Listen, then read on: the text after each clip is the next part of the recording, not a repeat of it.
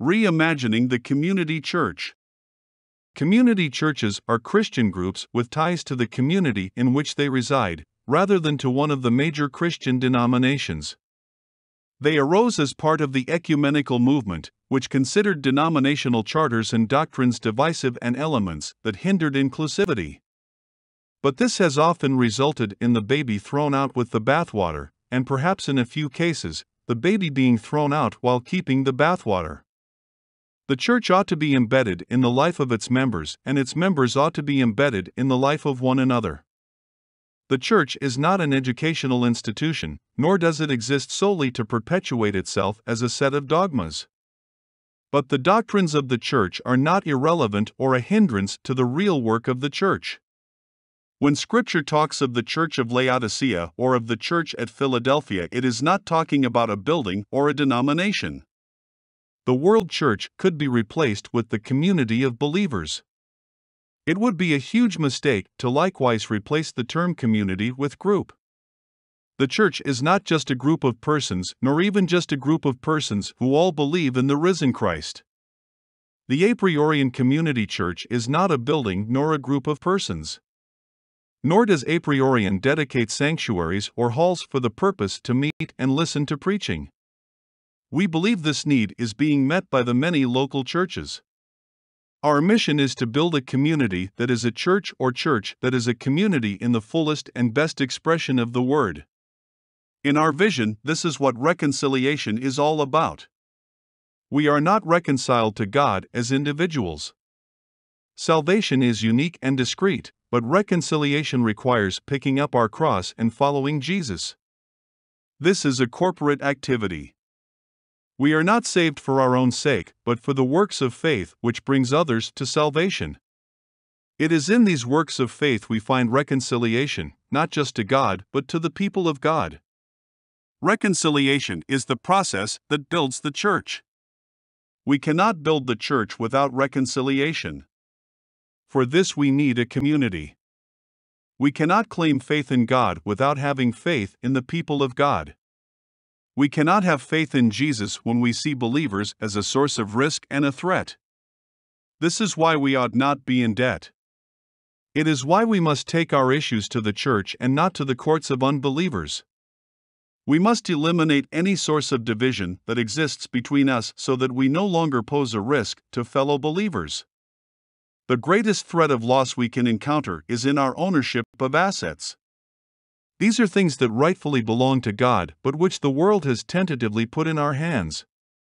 Private ownership of physical assets is an abomination in the eyes of God.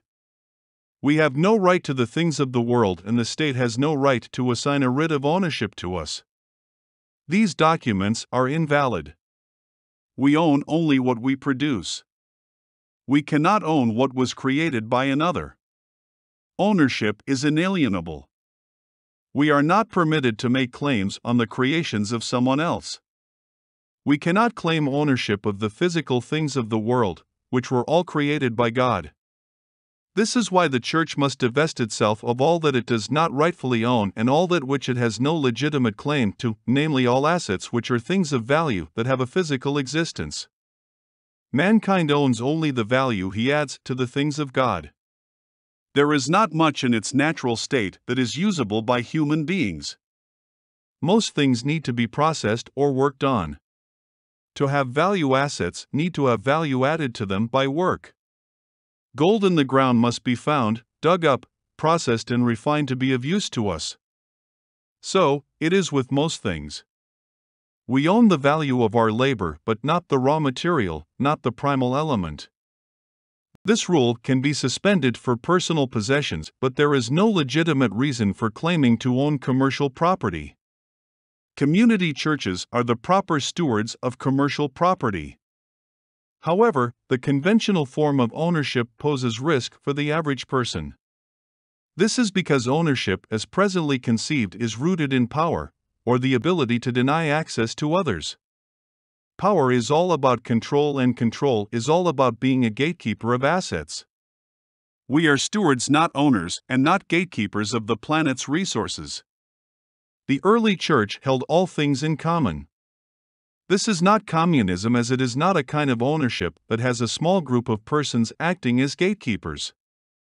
At the same time, no one must be permitted to exploit the absence of ownership in the church. This is why natural resources are held in trust. The church is a community, and the community is a group of people residing in and responsible for a political jurisdiction. The is an artificial creation of the citizens or church.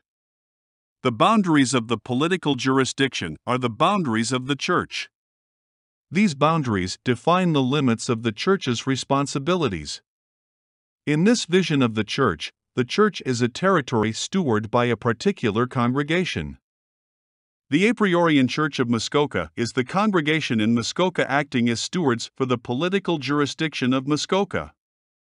In planting, the church members donate commercial assets to the church, which is set up as a not-for-profit (NFP) charitable institution with a mission to reduce and eliminate social costs for the political jurisdiction which it covers.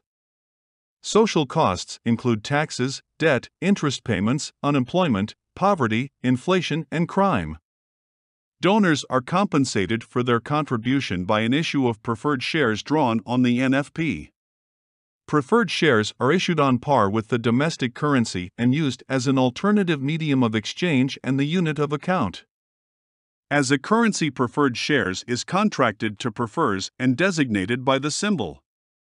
A donation of $500 in assets becomes $500.00 deposited in the client's preferred account held by the NFP. Buying and selling in the NFP is done through the means of accounting. Purchases increase the value of the debit column and sales improve the credit balance. New commercial operations are established by means of credit transfers. Machinery, equipment, supplies are all donated to the new facility and recorded as debits in the buyer's account and as credits in the donor accounts. Anyone not working can be found employment in the church. Underemployment is corrected by transferring the member to where he or she is best suited. Thus, maximal use of all resources, human and other, is maintained. In this way, the community church is no longer just an educational facility, it becomes coextensive with the community itself. The community church becomes the community of believers in every sense of the word.